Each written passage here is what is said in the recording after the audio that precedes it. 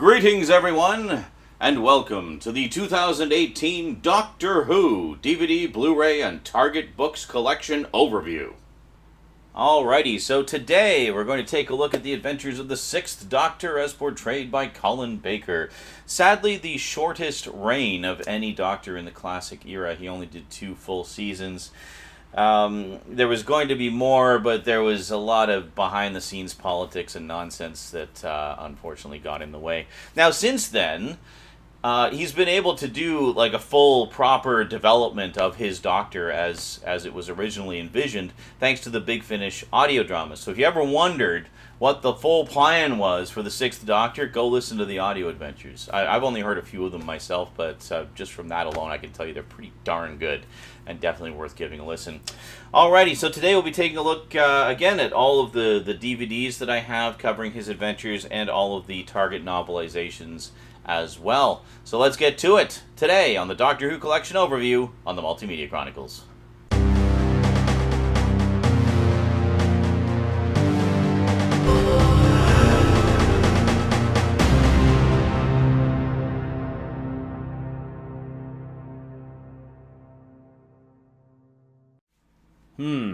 Yeah, you can definitely see that this is getting into the era where the show was kind of having some troubles. So this is all there is of Colin Baker's run. What do we have here? 1, 2, 3, 4, 5, 6, 7, 8. Basically 8 stories. This one is 4 stories that comprise a season-long story arc. So technically there's 11 stories. But that's it. 11 stories spread across essentially 2 seasons. And that's that. So let's take a look here. So first up, we have his debut story, which many fans consider to be his worst story, The Twin Dilemma.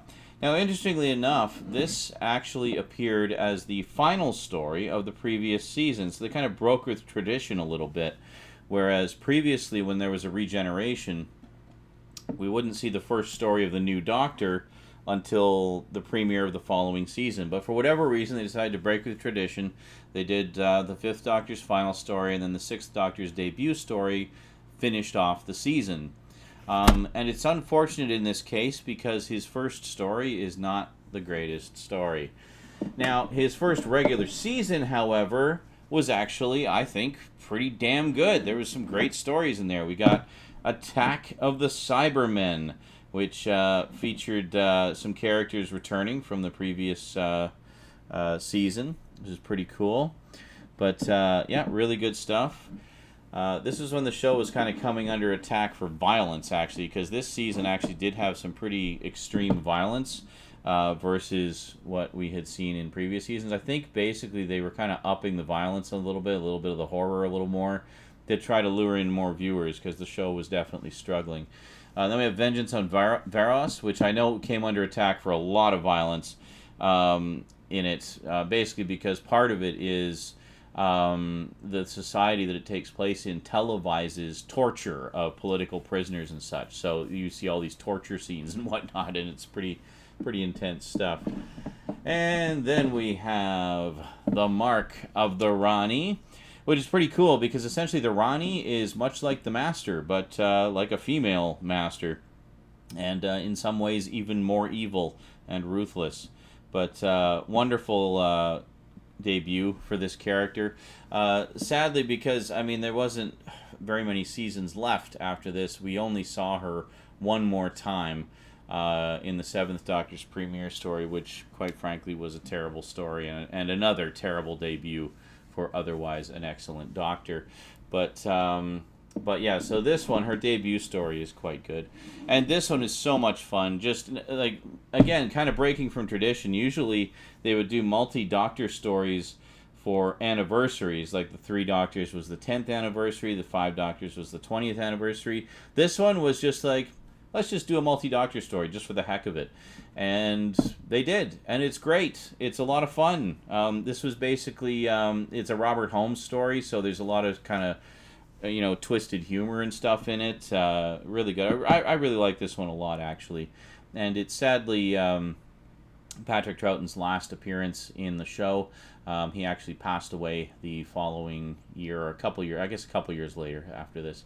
And he is looking a little bit frail in this one, but compared to his appearance just 2 years prior in the, a year prior in the Five Doctors, or no, 2 years, 2 years prior. This was 1985. Five Doctors was 1983.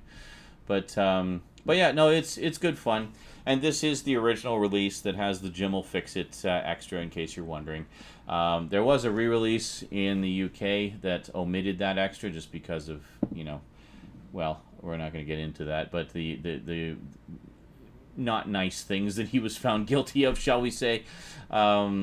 Yeah, so it was released. Now, over here in North America, we never got a re-release of this. We just got this one release. I just happened to snag it right before it went out of print, and now it fetches ridiculous prices. I feel bad for anybody who doesn't have it and is trying to get it. Then we have Time Lash, which is probably one of the weaker stories of the season. A lot of people don't think too fondly of this one. It does have Paul Darrow in it from Blake 7 fame. He played Avon in Blake 7.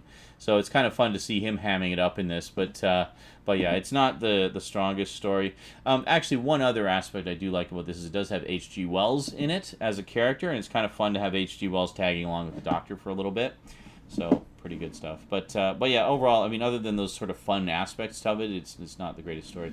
But then we have this one, his first season finale, Revelation of the Daleks, and holy moly, is this one good. This is like a proper dark, scary, sinister Dalek story. There's a lot to like on this one. It's just incredibly good. And it even has Alexei Sayle in it as like this crazy space DJ guy.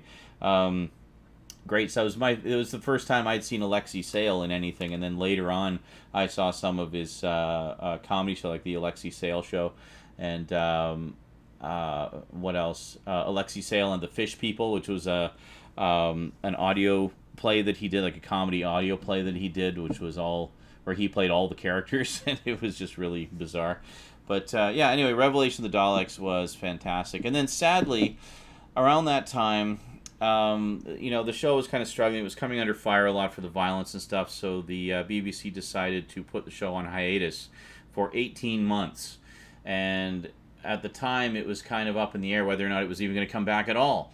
So, fortunately, it did. In the middle of 1986, it came back with an epic 14-part story, The Trial of a Time Lord. Now, here's the thing. Prior to this, the standard length for a season of Doctor Who was 26 half-hour episodes, and it had maintained that standard for a very, very long time, like since the early 70s.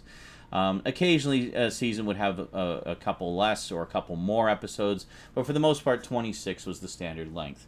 So after the hiatus, the show came back, and the season had been truncated down to 14 episodes. So 12 episodes less. That's like 3 4-parters now that we're not getting. And that's it. So we got 14 episodes. So here, in this case, we have 3 4-parters, The Mysterious Planet, Mind Warp, Terror of the Vervoids, and a 2-parter, The Ultimate Foe, to wrap up the story. So this is a bit of a mixed bag. Overall, I enjoy this one, actually. This is part 1, story number 1, The Mysterious Planet. This one's pretty good. I like this one, actually. Honestly, I mean, I like most of it, I'll be honest with you. Some fans are kind of split on it. Mind Warp, I like aspects of this. It features the return of Syl, who we last saw in Vengeance on Varos. This is the final story with Perry, and I don't like how they wussed out with her departure, shall we say. Again, not giving away spoilers. They had like a pretty dramatic departure for the character in this story, and I think they should have just left it as it was. Instead, when they got to the end of the story, they actually retconned it to make it a little less dramatic, and I think that was unfortunate. And then we have Terror of the Vervoids, which I don't understand why, but a lot of fans kind of poop on this one. I always enjoyed it because it's like Murder on the Orient Express in space. It's it's just a fun murder mystery. Maybe it's because it's the introduction of the character of Mel, which fans didn't really like very much. She was kind of more of the traditional screamer, and such. I never really had an issue with Mel. I thought she was a fun, kind of bubbly character. But, she's not one of the stronger companions, I guess, in that respect. And then finally we have the ultimate foe, which is the grand conclusion. Now, originally the finale was going to be written by Robert Holmes, who I've said some nice things about over the course of these overviews, but he actually passed away before it was completed, and then so the conclusion was handed over to Pip and Jane Baker to finish. Again, no relation to Colin or Tom. Just another similar. I guess Baker's a very common last name over in Britain.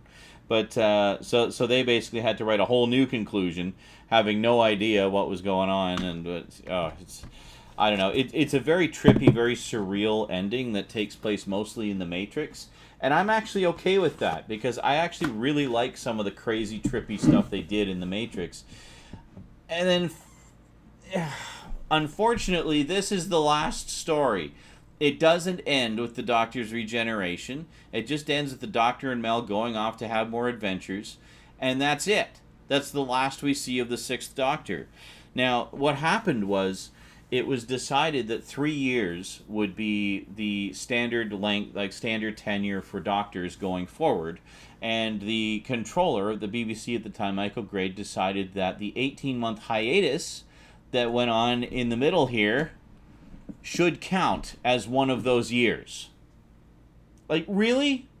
So apparently Colin Baker said, well, okay, if you want me to leave, I'll tell you what, how about you give me one more season, and then we'll do, we'll try to lead up to my regeneration, and then we'll do that, and then, we'll do a proper send-off. And they're like, no. And it's like, okay, then I guess that's it. Like, it's really shitty. There's actually a huge documentary on this DVD set all about the circumstances surrounding his departure, and he really got screwed. So it's really good to see that he's been able to do, because they had a plan for his Doctor. Like, they had an arc that they were going to work out. But I think I mentioned this in the intro. But so anyway, the arc was eventually played out in the audio adventure. So if you want to see just how good a Doctor Colin Baker could have been had he been given the chance to fully develop his character, his portrayal's arc, check out the Big Finish audios. In the meantime, honestly, I really like what we did have. I think he had a great screen presence, and I liked that he was different from what we had seen before. He's a little bit more abrasive, a little bit more, take no nonsense and stuff, and a little bit full of himself and egotistical and stuff. I liked that because it was different. But it was still the Doctor. Like, he still saved the day in the end, Anyway, so ramble over. So, novelizations. We have the aforementioned Ultraviolet Vengeance on Varos. Looking forward to reading the book of this, actually, to see if they've upped the violence quotient even more. Then we have The Mark of the Rani. Very good. Written by Pip and Jane Baker. There you go. Oh, sorry. Just bashing the camera here. And this is an interesting animal because during the aforementioned hiatus, there were actually several scripts written for what would have been Colin Baker's second full season. But when the show came back, they decided to go with the Trial of a Time Lord arc instead, which meant all the scripts that had been written just kind of got tossed aside. So the scripts were done. They were written. So back in the, I guess, early 90s, Target Books got a hold of them and said, hey, could we do novelizations of those? It's like, sure, why not? Easy money. So they decided to do novelizations of some of the missing, what they called the missing episodes. But they weren't really missing. They just were never produced. So anyway, so they did this one, and they did Mission to Magnus, which I still need to get. And I think that's it. Maybe they did one more. I can't remember. But later on, these stories were adapted in audio form by Big Finish. So in the end, they did get produced in some form, starring Colin Baker as the Doctor and all that good stuff. So yeah, it would have been nice to see those. But oh well, the season that never was. So one thing that did come out during the hiatus was a radio play entitled Slipback. And this is the novelization of that radio. So it was a fully dramatized radio play starring Colin Baker and Nicola Bryant as the Sixth Doctor and Perry. And it was serialized across 6 15-minute episodes or something like that. And eventually released on CD and stuff like that. So, yeah, pretty cool. So anyway, this is the novelization of it, kind of a cool collector's item. And then finally, the last book I have is this one here, The Mysterious Planet, which was the first of the 4 stories making up the Trial of a Time Lord. And that's all she wrote. Now, since we have so few Sixth Doctor things, normally I wouldn't be kind of going into all of the side media, but in this case I think we'll make an exception, because some of the side media is pretty cool for the Sixth Doctor, so let's take a little look-see here. So first up, we have this, Doctor Who Collected Comics, which basically features reprints of several of the Doctor Who magazine comic strips, in this case featuring the Sixth Doctor, and all beautifully colorized, because originally they were in black and white in the magazine, but they did just this beautiful painted color for them. That's great stuff. But these are really just incredibly imaginative adventures. And this particular one shows how he met up with Frobisher. Frobisher, he was a shape changer, and basically ultimately settled on the form of a penguin for, well, personal reasons, apparently. Now, this one presents a few stories that kind of go around a much larger arc that was later reprinted in this volume here, Doctor Who Voyager, which is an epic tale where the Doctor is going up against this character named Astrolabus, who is a basically he's messing around with time and stuff like that. And there's again, it has the same stories that are reprinted in the collected comics one as well, but in addition to that, it has the Voyager story, which is just this beautifully illustrated story that goes into some very strange places. And there's Frobisher there, good old Frobisher. Frobisher did appear with the Sixth Doctor in a couple of audio adventures from Big Finish, which is pretty cool to hear them together again in audio form. Oh yeah, there's Astrolabus there, kind of doing his evil plans and stuff like that. And then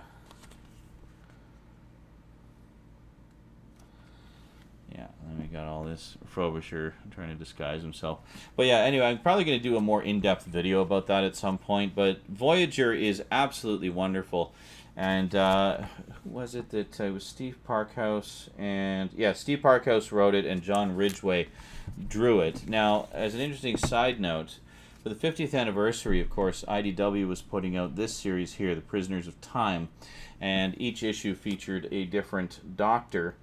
But if we skip ahead here to the Sixth Doctor, so the Sixth Doctor chapter features artwork by John Ridgway.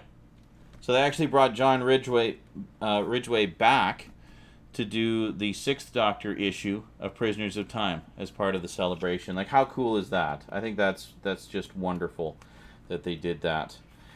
And yeah, it's fantastic. So it was great to see John Ridgway come back for a Sixth Doctor story in particular, because it's funny, because even though the televised stories were kind of, got mixed reception from fans and critics alike, the comic strip, the Sixth Doctor comic strips, were just universally applauded. I mean, they were just so well regarded, and that's why I felt like mentioning them here, just because there's been comics for all the Doctors, but I wanted to mention the Sixth Doctor ones in particular, because I cannot recommend them highly enough. I mean, they're beautiful to look at, and they're a really fun, adventurous read. And now, finally, this came out after the series was canceled, but it's notable because it's a series starring Colin Baker and Nicola Bryant, entitled The Stranger. So they did several episodes of The Stranger. This is the first 2, Summoned by Shadows and More Than a Messiah. So essentially he's playing a similar character to the Doctor. At least at first he's kind of similar. He eventually develops in different directions. But, it was great to see them together again, playing kind of similar characters. And it very much feels like Doctor Who. And there's other Doctor Who actors came into this series as well, like Sophie Aldred actually plays a pretty significant part in the second one, more than a Messiah. And so they did. I don't know. They did 4 or 5 of the video stories, just low budget sci-fi stories, essentially by fans, and then they did a few audio adventures as well. So yeah, it was pretty cool. Pretty cool stuff. I think you can get all these on DVD now, at least in the UK you can. I definitely like to pick up the upgraded editions of them, because I haven't actually seen the rest of them, but I really enjoyed these first 2. They've got a number of they got Peter Miles and Michael Wisher. So a lot of notable Doctor Who actors appeared in these, and they're actually quite well written and quite well put together. So I definitely recommend checking out The Stranger if you get a chance. It's kind of like getting a little bit more of the Sixth Doctor, kind of, sort of. And there you have it. And just for fun, I threw in a few comic books as well, because, well, those comics are freaking awesome, and you should absolutely check them out. Alrighty, so next time we'll actually be wrapping up our look at the classic era of Doctor Who with Doctor Number 7, Sylvester McCoy. And we'll also throw in the TV movie there, because it's only 1. Yeah, so we'll see you then. Until then, thanks for watching. Big thanks to my Patreon sponsors, and sayonara.